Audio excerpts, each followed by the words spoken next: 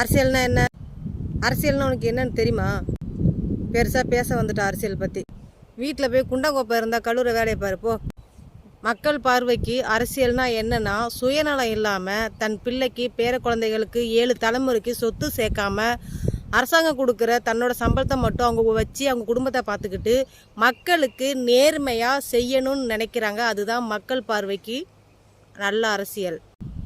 ஆனால் இங்கே அரசியல் நடத்துகிற அரசியலில் இருக்கிற பல தலைவர்களுக்கு பல பெரிய புள்ளிகளுக்கு அரசியல்னால் என்னென்னா, அரசியலுக்குள்ளே நீங்கள் போயிட்டீங்க, இப்போ பெரிய புள்ளியாக போயிட்டீங்க அப்படின்னா 7 தலைமுறைக்கு 14 தலைமுறைக்கு இல்லைன்னா 21 தலைமுறைக்கு சொத்து குவிச்சு வைக்கலாம்.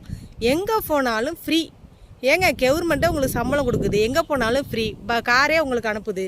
இதெல்லாம் பத்தாதா? எதிர்கால சந்ததியினருக்கும் சொத்து சேர்க்கணுமா? ஒருத்த பணக்காரனாக இருக்கான், மாடி மேலே வச்சு மாடி கட்டுறான், கார் வாங்குறான் அப்படின்னா பெரிய பெரிய பெரிய பெரிய விஷயம்லாம் பண்ணுறான்னா அவன் மக்களை ஏமாற்றாமல் கண்டிப்பாக சம்பாதிச்சிருக்க மாட்டான். நிறைய பேர் கஷ்டப்பட்டு வெளிநாடு போய் 5 லட்சம் 10 லட்சம் கடன் வாங்கிட்டு போய் அந்த கடத்தை வட்டியோடு உழைச்சி கொடுத்துட்டு கஷ்டப்பட்டு கொஞ்சம் கொஞ்சமாக சேர்த்து வச்சுலாம் கார் வாங்குறவங்க வீடு கட்டுறவங்களாம் இருக்காங்க. அவங்கள இல்லாமல் பெரிய புள்ளிகளை சொல்கிறேன். உங்கள் பார்வைக்கு அரசியல் என்பது சொத்து குவிப்பு, மக்கள் பார்வைக்கு அரசியல் என்பது சுயநலம் இல்லாமல் மக்களுக்கு செய்யறது. இதுதான் அரசியல்.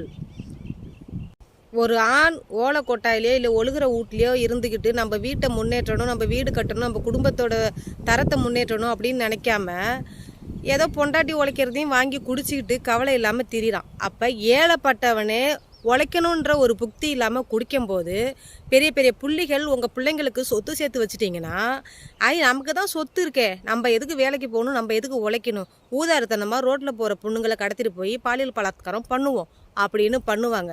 அதனால் உங்கள் பிள்ளைங்களுக்கு சொத்தெல்லாம் சேர்த்து வைக்காதீங்கய்யா. ஏழை பிள்ளைங்களை இந்தமாதிரி வேலை தான் பண்ணிகிட்டு இருப்பாங்க. ஜாலியாக ரூம் போடுவாங்க, ஜாலியாக லட்சக்கணக்கில் செலவு பண்ணுவாங்க. நீங்கள் மக்களை ஏமாற்றி பணம் சம்பாதிப்பீங்க, அது உங்கள் பிள்ளைங்க செலவு பண்ணுவாங்க. இதெல்லாம் கேட்க போனால் பணம் இருக்கிறா செலவு பண்ணுவோம் அப்படின்னு. அந்த பணம் யாரோடையா? மக்களை ஏமாற்றாமல் அவ்வளோ பணம் எப்படி வந்துச்சு?